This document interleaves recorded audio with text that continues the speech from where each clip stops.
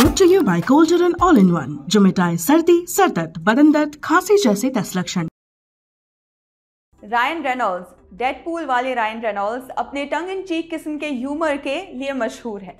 यही वजह है कि वो तकरीबन हर दूसरी फिल्म में सेम लगने के बावजूद एंटरटेनिंग लगते हैं। उनकी एक नई फिल्म आई है द एडम प्रोजेक्ट। नेटफ्लिक्स पर रिलीज हुई इस फिल्म में रायन के कैरेक्टर का नाम एडम है। कहानी खुलती है साल 2050 में, जहां एडम एक स्पेस क्राफ्ट में कहीं भागने की कोशिश कर रहा है। उसे रोकने के लिए कुछ लोग पीछे पड़े हैं। यहाँ स्क्रीन पर एक लाइन लिखी आती है, time travel exists, you just don't know it yet. यानी टाइम ट्रैवल नाम की चीज वाकई में होती है, बस आपको उसके बारे में अब तक पता नहीं। समझ आ जाता है कि एडम की मंजिल कोई जगह नहीं बल्कि साल है, साल 2018, जहां उसे पहुंचकर कुछ बदलना है। लेकिन अगर शुरू में अपनी मंजिल तक पहुंच जाएगा तो 1 घंटे 45 मिनट की पिक्चर कैसे बनेगी। इसीलिए गलती से एडम पहुंच जाता है 2022 में। वहां उसे खुद का ही वर्जन मिलता है, 12 साल वाला एडम, जो अपनी माँ से सीधे मुंह बात नहीं करता। स्कूल में एक लड़के से बुली होता रहता है। दोनों एडम मिलते हैं तो क्या होता है, साथ ही एडम का मिशन क्या है, ये सब आप फिल्म देखकर जानिए। रिसेंटली मैंने द शॉशैंक रिडेम्पशन देखी। क्लाइमैक्स में एक सीन है जहां जेल में कैद मॉर्गन फ्रीमैन के किरदार रेड से एक ऑफिसर पूछता है कि क्या तुम सुधर चुके हो। उस पर वो जवाब देता है कि उसे बहुत पछतावा है, इसीलिए नहीं कि वो जेल में है, लेकिन जब वो पीछे मुड़कर उस बच्चे को देखता है, उस बेवकूफ़ बच्चे को जिसने वो संगीन जुर्म किया, तो वो बस उससे बात करना चाहता है, उसे समझाना चाहता है। यहाँ सीनियर एडम छोटे के लिए ये काम करने की कोशिश करता है, समय से पीछे जाकर उसकी बेवकूफ़ियों को पॉइंट आउट करना चाहता है, वो बेवकूफ़ियाँ जिनका उसे ज़िंदगी भर पछतावा होगा, फिर चाहे वो सेल्फ डाउट में जीना हो या अपनी माँ से बेवजह नफरत करना। एक तरह से वो खुद को हील करने की कोशिश करता है। इस रीजन की वजह से फिल्म सिर्फ बच्चों की साइंस फिक्शन फिल्म बनकर नहीं रहना चाहती, जहां एंड में बड़ी फाइट हो और सब अच्छे लोग बच निकले, बल्कि ये किरदारों के इमोशंस में इन्वेस्ट करना चाहती है। ऐसे कुछ वार्म मोमेंट्स आते भी है, पर एक बड़े लेकिन के साथ।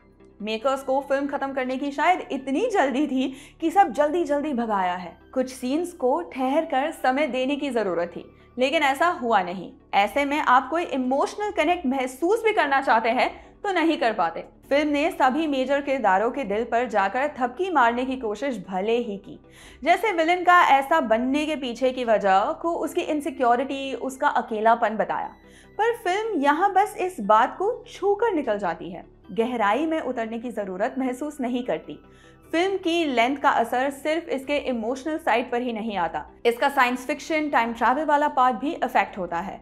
सब कुछ जल्दी जल्दी लपटने के चक्कर में किसी भी बात को पूरी तरह से समझाने की जरूरत नहीं समझी, जैसे ऑडियंस अपने आप 2+2 कर ही लेगी।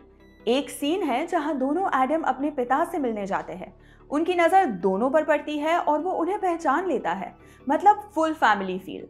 पिछले कुछ समय से टाइम ट्रैवल के कॉन्सेप्ट को मेन स्ट्रीम सिनेमा ने अपने अपने ढंग से इतना दिखा दिया कि सबके पास अपनी अपनी थियोरीज है। द एडम प्रोजेक्ट ऐसी फिल्मी थियोरीज पर चुटकी लेती है, जैसे एक जगह छोटा एडम मल्टीवर्स जैसे बड़े बड़े शब्द बड़े वाले की तरफ फेंकता है, तब सामने से जवाब आता है कि हमने कुछ ज्यादा ही फिल्में नहीं देखी। ऐसे रेफरेंस फिल्म में मिलते जाएंगे, साथ में एक डेडपूल रेफरेंस भी, बस उसे पकड़ने का काम आपका है। ऊपर से साइंस फिक्शन फिल्म लगने वाली द एडम प्रोजेक्ट का असली सेलिंग पॉइंट उसका इमोशनल साइड है। वीएफएक्स, बड़े एक्शन सीक्वेंस कुछ देर के लिए आपका ध्यान खींच के रख सकते हैं, लेकिन जब तक कहानी और उसके किरदार आपको छुएंगे नहीं, आपको अपने जैसे नहीं लगेंगे, तब तक आप उस कहानी में इन्वेस्ट नहीं कर सकते। यहाँ किरदार और उनकी खामियां बनावटी नहीं, रियल लगते हैं, लेकिन काश उन्हें थोड़ा और स्पेस दिया जाता। भागम भाग के चक्कर में नुकसान तो हुआ ही। बाकी द एडम प्रोजेक्ट को आप नेटफ्लिक्स पर देख सकते हैं। हमें कमेंट करके बताइए कि आपको फिल्म में क्या अच्छा लगा और क्या नहीं। आपके लिए इस रिव्यू को लिखा है हमारे साथी यमन ने। देखते रहिए ललन टॉप सिनेमा। शुक्रिया।